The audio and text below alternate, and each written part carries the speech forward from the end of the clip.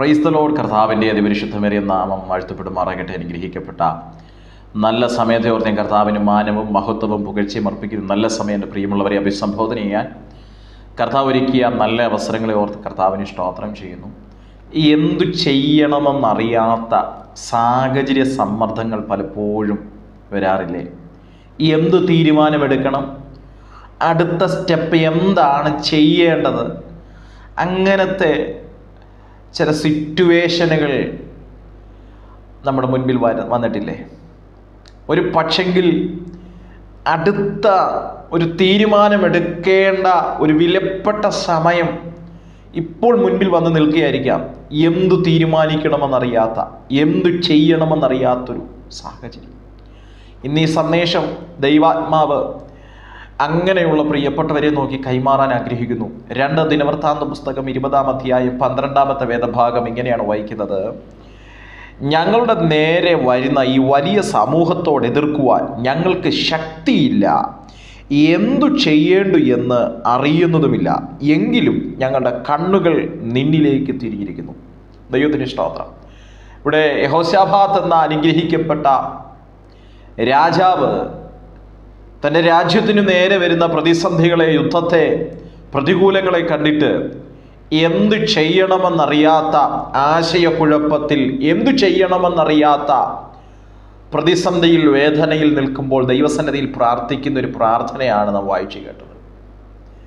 എന്തു ചെയ്യേണ്ടു എന്ന് അറിയാത്ത ഒരു സമയം.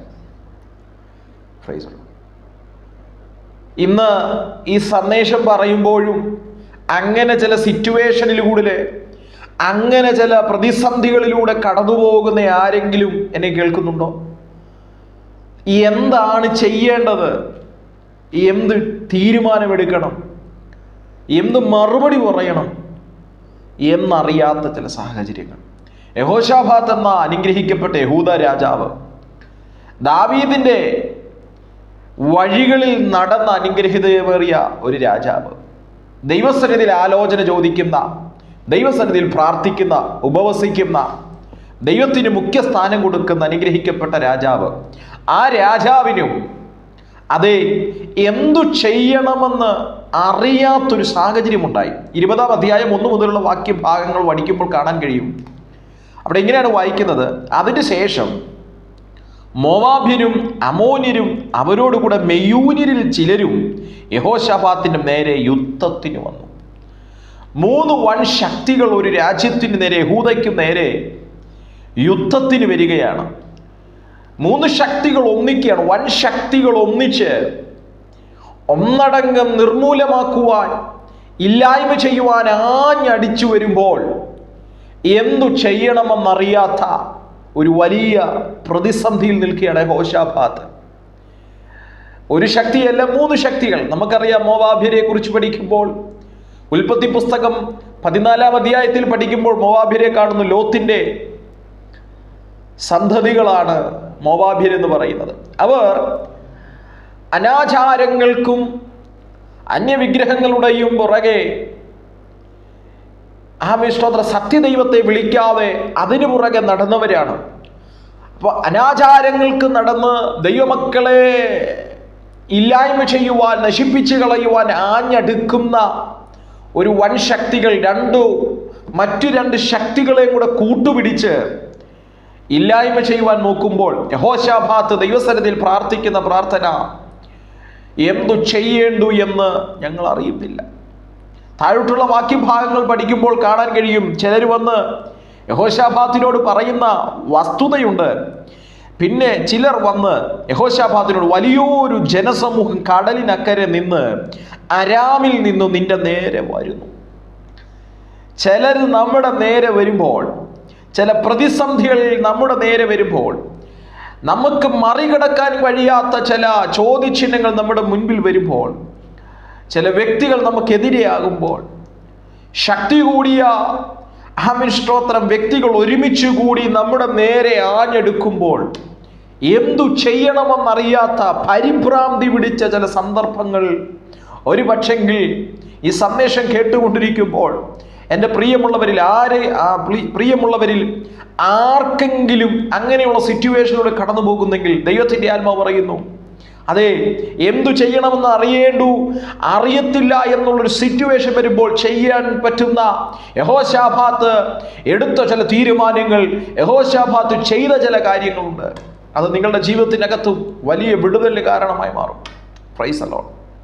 മനുഷ്യരുടെ മുഖത്തേക്ക് നോക്കിയാൽ ഒരു പക്ഷെങ്കിൽ പരിധികൾ വെച്ച് കുറച്ച് കാര്യങ്ങൾ പറയും. ആരുടെ മുഖത്തേക്ക് നോക്കിയാലും ചില പരിധികളുണ്ട് അവർക്ക് നമ്മെ സഹായിക്കാൻ. ഇന്ന് പരിധികൾക്കപ്പുറമായി നമ്മെ സഹായിക്കാൻ, നമ്മെ കരുതാൻ, കരത്തെ പിടിക്കാൻ കഴിവുള്ളൊരു ദൈവമുണ്ടെന്ന് ഈ സന്ദേശത്തിലൂടെ എൻ്റെ പ്രിയമുള്ളവരെ ഞാൻ ഓർമ്മിപ്പിക്കട്ടെ. തൊട്ട് താഴോട്ടുള്ള വാക്യത്തിൽ എന്തു ചെയ്യണമെന്ന് അറിയാത്ത സാഹചര്യം വരുമ്പോൾ 1-2 ഭാഗങ്ങൾ പറഞ്ഞ് മുൻപ് യഹോശാഫാത്ത് എടുക്കുന്ന തീരുമാനം 20-ാം അധ്യായം 12-ാം വേദഭാഗത്തിൽ അവസാന ഭാഗം ഇങ്ങനെ പറയുന്നു, എങ്കിലും ഞങ്ങളുടെ കണ്ണുകൾ നിന്നിലേക്ക് തിരിയുന്നു. Praise the Lord. യഹോശാഫാത്ത് മനുഷ്യന്റെ മുഖത്തേക്കോ മനുഷ്യരിൽ സഹായം തേടുന്നതിനും അപ്പുറമായി ദൈവത്തിങ്കിലേക്ക് കണ്ണുകൾ ഉയർത്തുന്ന ഒരു കാഴ്ച കാണുന്നു. പ്രിയമുള്ളവരെ, ദൈവത്തിങ്കിലേക്കുള്ള നോട്ടത്തെ നാം വിട്ടുമാറാതെ ദൈവത്തിങ്കിലേക്ക് നോക്കുക. എന്തു ചെയ്യണമെന്നറിയാത്ത സിറ്റുവേഷൻ നമ്മുടെ മുൻപിൽ വരുമ്പോൾ, എന്ത് തീരുമാനമെടുക്കണമെന്ന് അറിയാത്ത ചില സന്ദർഭങ്ങൾ നമ്മുടെ മുൻപിൽ വരുമ്പോൾ ദൈവത്തിങ്കിലേക്ക് നോക്കുവാനും കഴിയുമെങ്കിൽ 121-ാം സങ്കീർത്തനം ഇങ്ങനെ പറയുന്നു, ഞാൻ എൻ്റെ കണ്ണ് പർവ്വതങ്ങളിലേക്ക് ഉയർത്തുന്നു, എനിക്ക് സഹായം എവിടെ നിന്ന് വരും? എൻ്റെ സഹായം ആകാശത്തെയും ഭൂമിയെയും ഉണ്ടാക്കിയ യഹോവയെങ്കിൽ നിന്ന് വരുന്നു. ദൈവത്തിന് സ്തോത്രം. അപ്പോൾ നമ്മുടെ കണ്ണുകൾ യഹോവയെങ്കിലേക്ക് നോക്കാൻ കഴിയുന്നെങ്കിൽ, ദൈവസന്നിധിയിലേക്ക് നാം കണ്ണുയർത്താൻ കഴിയുന്നെങ്കിൽ, സഹായമരുളുന്ന ദൈവത്തിൻ്റെ കരം നമുക്ക് വേണ്ടി ഇറങ്ങി നിൽക്കുവാനിടയായി തീരും. വീണ്ടും പറയുന്നു, മീകാ പ്രവാചകൻ 7-ാം അധ്യായത്തിൽ ഇങ്ങനെ ഓർമ്മിപ്പിച്ചുണർത്തുന്ന ഒരു ഭാഗമുണ്ട്. ദൈവത്തിന് സ്തോത്രം. അതിങ്ങനെയാണ് പറയുന്നത്. മീക അവിടെ വളരെ വേദനയോടെ, നിരാശയോടെ പറയുന്ന കാര്യമാണ്, എനിക്ക് അയ്യോ കഷ്ടം. എന്നിട്ട് പറയുകയാണ്, പഴം പറിച്ച ശേഷം കാല പെറുക്കുന്നത് പോലെയുള്ള എൻ്റെ അവസ്ഥ, എൻ്റെ സ്ഥിതി എന്ന് പറഞ്ഞ് മീക വളരെ വേദനയോട് പറഞ്ഞു. എന്നിട്ടും മീക പറയുന്നൊരു പദമുണ്ട്, എങ്കിലും എൻ്റെ കണ്ണ് നിങ്കലേക്ക് ഞാൻ ഉയർത്തുന്നു. അതേ പ്രിയമുള്ളവരെ, തിരുവചനം ഇന്ന് ഈ സന്ദേശം എൻ്റെ പ്രിയമുള്ളവരെ നോക്കി കൈമാറുമ്പോൾ ഒരു ദൂത് കൈമാറുന്നത് ഇപ്രകാരമാണ്. അടുത്ത സ്റ്റെപ്പ് എന്താണ്? അടുത്തത് എന്തായിരിക്കും എൻ്റെ ജീവിതത്തിൽ? അടുത്തൊരു തീരുമാനം എന്താണ്?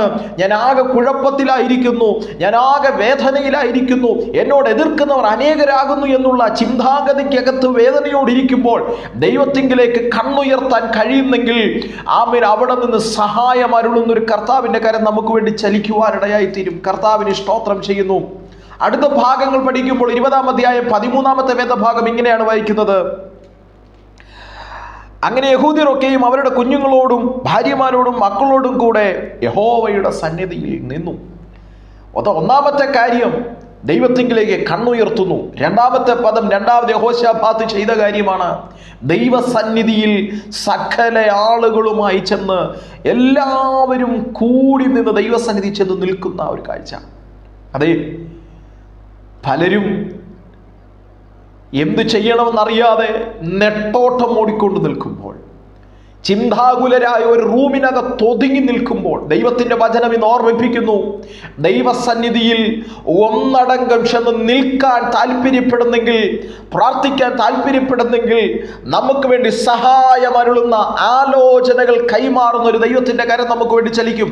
3-ാമത്തെ പദം കൂടെ പറഞ്ഞ് മുൻപോട്ട് പോകാൻ ആഗ്രഹിക്കുന്നു. 20-ാം അധ്യായം 21-ാമത്തെ വേദഭാഗം ഇങ്ങനെയാണ് വായിക്കുന്നത്, പിന്നെ അവർ ജനത്തോട് ആലോചിച്ചിട്ട് വിശുദ്ധാലങ്കാരം ധരിച്ച് സൈന്യത്തിന് മുമ്പിൽ നടന്നുകൊണ്ട് വാഴ്ത്തുവാനും യഹോവയെ സ്തുതിക്കുവീൻ, അവൻ്റെ ദയ എന്നേക്കുമുള്ളതല്ലോ. അപ്പോൾ 3-ാമത് യഹോശാഫാത്ത് ചെയ്ത കാര്യമാണ്, വിശുദ്ധ വസ്ത്രാലങ്കാരം ധരിച്ചുകൊണ്ട് യഹോവയുടെ സന്നിധി ചെന്ന് യഹോവയെ വാഴ്ത്തുകയും സ്തുതിക്കുകയും ചെയ്തു. യഹോവയ്ക്ക് സർവമഹത്വവും കൊടുത്ത്, മാനവും മഹത്വവും പുകഴ്ചയും കൊടുത്ത് ദൈവസന്നിധിയിൽ ദൈവത്തെ പുകഴ്ത്തുവാൻ സ്തുതിക്കുവാൻ തയ്യാറാണെങ്കിൽ, പ്രിയരെ, എന്തു ചെയ്യേണ്ടു എന്ന ചോദ്യത്തിന് ഒരു വലിയ മറുപടി ദൈവാത്മാവ് ചെയ്യാൻ പോകുന്നു. എന്തു ചെയ്യണമെന്നറിയാത്ത സാഹചര്യത്തിൽ വലിയ ദൈവപ്രവർത്തികൾ ദൈവം ചെയ്യാൻ പോകുന്നു. എന്താ പറഞ്ഞത്? ഈ സാഹചര്യത്തിൽ ഒരു വലിയ ജനസമൂഹം ഞങ്ങളോട് അടുത്തു വരുന്നു, പലരും ഒന്നായി കൈകോർക്കുന്നു, പലരും ഒന്നു ചേർന്ന് ഞങ്ങളെ ആക്രമിക്കാൻ തുടങ്ങുന്നു, ഞങ്ങൾ നിർമൂല്യമായി ഞങ്ങൾ നശിച്ചു പോകുന്ന ഒരു സാഹചര്യത്തിലേക്ക് ഞങ്ങൾ വരുന്നു, എന്തു ചെയ്യേണ്ടു എന്ന് ഞങ്ങൾക്കറിയുന്നില്ല കർത്താവേ എന്ന് പറഞ്ഞ് യഹോവയിലേക്ക് കണ്ണുയർത്തുമ്പോൾ യഹോശാഫാത്തിനു വേണ്ടി ഇറങ്ങി വരുന്ന ഒരു ദൈവത്തിന്റെ കരം ചലിക്കുന്നത് കാണാൻ കഴിയും. Praise God. മനുഷ്യനെ സഹായിക്കാൻ പരിധികളുണ്ടെന്ന് ഞാൻ പറഞ്ഞല്ലോ. യഹോവയ്ക്ക് സഹായിക്കാൻ പരിധിയില്ലാതെ, പരിമിതികളില്ലാതെ നമ്മെ സഹായിക്കുന്നവൻ. ഒന്ന്, യഹോശാഫാത്ത് ദൈവത്തെങ്കിലേക്ക് കണ്ണുയർത്തി. രണ്ട്, എല്ലാവരെയും കൂട്ടി ദൈവസന്നിധി ചെന്ന് നിന്നു. മൂന്നാമത് കാണുന്നത് സ്തോത്രം, യഹോവയെ വാഴ്ത്തുവാനും സ്തുതിക്കുവാനും തുടങ്ങി. ഇന്നലകളിൽ പുലർത്തിയ ദൈവത്തെ സ്തുതിക്കുവാനും വാഴ്ത്തുവാനും തുടങ്ങിയ ഒരു രാജാവ് ഇന്ന് ഈ സന്ദേശം പറയുമ്പോൾ ആകുലരായി സാഹചര്യ സമ്മർദ്ദങ്ങൾ വല്ലാതെ അലട്ടിക്കൊണ്ട് നിൽക്കുമ്പോൾ ദൈവത്തിൻ്റെ ആത്മാവ് ഇടപെടുന്നു. ദൈവത്തെങ്കിലേക്ക് കണ്ണുയർത്തുക. എല്ലാവരെയും കൂട്ടി പ്രാർത്ഥിക്കാൻ ദൈവസന്നിധി ചെന്ന് നിൽക്കാൻ തയ്യാറാകുക. അതേ, ദൈവത്തെ വാഴ്ത്തുവാനും സ്തുതിക്കുവാനും തയ്യാറാകുക. എന്താണ് അതിൻ്റെ റിസൾട്ട്? 20:22 വായിക്കുമ്പോൾ കാണാൻ കഴിയുന്നു. അവർ പാടി സ്തുതിച്ച് തുടങ്ങിയപ്പോൾ യഹോവ യഹൂദയ്ക്ക് വിരോധമായി വന്ന അമോന്യരുടെയും മോവാബ്യരുടെയും സേയീർ പർവ്വതക്കാരുടെയും നേരെ പതിയിരിപ്പുകാരെ വരുത്തി. അങ്ങനെ അവർ തോറ്റുപോയി. എന്താ 20-ാം അധ്യായം 12-ാമത്തെ വേദഭാഗത്തിൽ വായിച്ചത്? യഹോശാഫാത്തിന്റെ ഒരു ചോദ്യം. അതേ, ഞങ്ങളുടെ നേരെ വരുന്ന ഈ വലിയ സമൂഹത്തോട് എതിർക്കുവാൻ ഞങ്ങൾക്ക് ശക്തിയില്ല. അടുത്ത പദം, എന്തു ചെയ്യേണ്ടു എന്ന് ആമീൻ അറിയുന്നില്ല.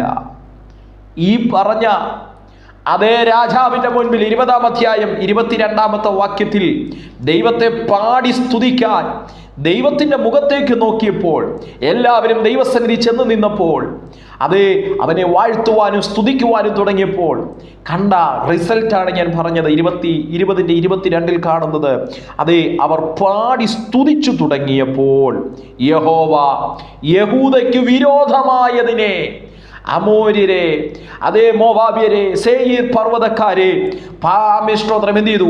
അവരുടെ നേരെ നിന്ന് തുടച്ചു നീക്കി, അവരുടെ നേരെ നിന്ന് ശക്തികളെ മാറ്റിക്കളയുവാനിടയായിത്തീർന്നു. അതേ പ്രിയരെ, ഇന്ന് ഈ സന്ദേശം പറയുമ്പോൾ അങ്ങേ ഭാരപ്പെടുത്തിക്കൊണ്ടിരിക്കുന്ന, അങ്ങേ വേദനിപ്പിച്ചുകൊണ്ടിരിക്കുന്ന, അങ്ങേ സ്വസ്ഥത കെടുത്തിക്കൊണ്ട് നിൽക്കുന്ന, അങ്ങയുടെ ഉറക്കം കെടുത്തിക്കൊണ്ട് നിൽക്കുന്ന ചില സാത്താന്യ തന്ത്രങ്ങളെ, പിശാചിന്റെ ഹിഡൻ അജണ്ടകളെ ദൈവത്തിൻ്റെ ആത്മാവ് കൈകാര്യം ചെയ്യുമെന്ന്, ദൈവത്തിൻ്റെ ആത്മാവ് അതിനെ നീക്കം ചെയ്യുമെന്ന്, അങ്ങയുടെ സ്വസ്ഥതയെ കെടുത്തി അങ്ങേ വേദനിപ്പിച്ചുകൊണ്ട് നിൽക്കുന്ന ചില ശക്തികളുടെ നേരെ ദൈവത്തിൻ്റെ കരം ചലിക്കും. ഒറ്റ കാര്യം, ദൈവത്തിങ്കിലേക്ക് കണ്ണുയർത്താൻ തയ്യാറാകുക, ദൈവത്തിൻ്റെ സന്നിധി ചെന്ന് നിൽക്കാൻ തയ്യാറാകുക, പാടി സ്തുതിച്ച് ദൈവത്തെ വാഴ്ത്തുവാൻ തയ്യാറാകുക.